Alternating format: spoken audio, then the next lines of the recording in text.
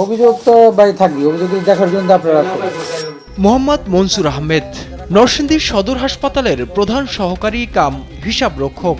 1994 সালে নিম্নমান সহকারী হিসেবে চাকরি শুরু করেন। 2009 সালে পদোন্নতি পেয়ে হন প্রধান সহকারী কাম হিসাব রক্ষক। এরপর থেকেই সরকারি অর্থ আত্মসাতে অনেকটা বেপরোয়া হয়ে পড়ে মনসুর। সরকারি কর্মচারীর আচরণ বিধিকে বৃদ্ধাঙ্গুল দেখিয়ে 2018 সালে স্ত্রী হুরে জান্নাত স্বপ্নার নামে মেসার্স তাহিরা এন্টারপ্রাইজ নামে ঠিকাদারি প্রতিষ্ঠান খোলেন। অনুসন্ধানে দেখা যায় এই প্রতিষ্ঠান দিয়েই 2021-22 অর্থবছরে নরসিংদী সদর হাসপাতাল ও পলাশ উপজেলা স্বাস্থ্য কমপ্লেক্সে ঔষধ, MLR যন্ত্রপাতি, কেমিক্যাল, আসবাবপত্র সহ নানা সামগ্রী সরবরাহ করেছেন। 2018 সাল থেকে 2025-26 অর্থ বছর পর্যন্ত নরসিংদী সহ দেশের বেশ কয়েকটি হাসপাতালের ওষুধ, যন্ত্রপাতি, কেমিক্যাল, আসবাবপত্র সহ নানা সামগ্রী সরবরাহে প্রায় 100 কোটি টাকার 143টি টেন্ডার বাগিয়ে নেওয়া হয়, যা সরকারি কর্মচারীর আচরণবিধি পরিপন্থী।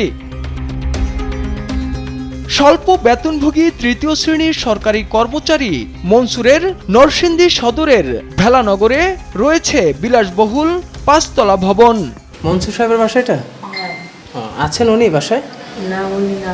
এসব অভিযোগের বিষয়ে জানতে মনসুরের মুখোমুখি হলে কোনো সদুত্তর দিতে পারেননি। আমার কাছে আমার আয় বর্বিত কোনো সম্পদ নাই। আপনার আয়টা কি বলেন তো? আয় বলতে আমার চাকরি করি, এই তো। অনিয়মের অভিযোগে গত 21 এপ্রিল তাকে বদলি করা হলেও কোনো এক অদৃশ্য ক্ষমতা বলে 5 দিন পর 26 এপ্রিল বাতিল হয় সেই বদলি আদেশ। বদলি আদেশের পরেও তা কেন বাতিল করা হলো জানতে স্বাস্থ্য অধিদপ্তরের পরিচালকের কাছে যাই।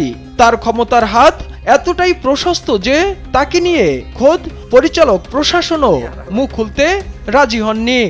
সব আমরা জানি, আপনি তো বাংলাদেশে থাকেন না, বুঝতেই পারছেন। তবে জেলা সিভিল সার্জনের দাবি তার বদলি কিংবা অনিয়মের বিষয়ে কোনো কিছুই জানেন না তিনি। না, মনসুর সাহেবের ব্যাপারে আমি তো নতুন আসছি, আমার কাছে এই পর্যন্ত কোনো অভিযোগ নাই। আর যেহেতু ওনার কোনো ব্যাপার নিয়ে আমি তদন্ত করি নাই, সুতরাং আমি জানিও না। তাইফুর রহমান তুহিন, দেশ টিভি, ঢাকা।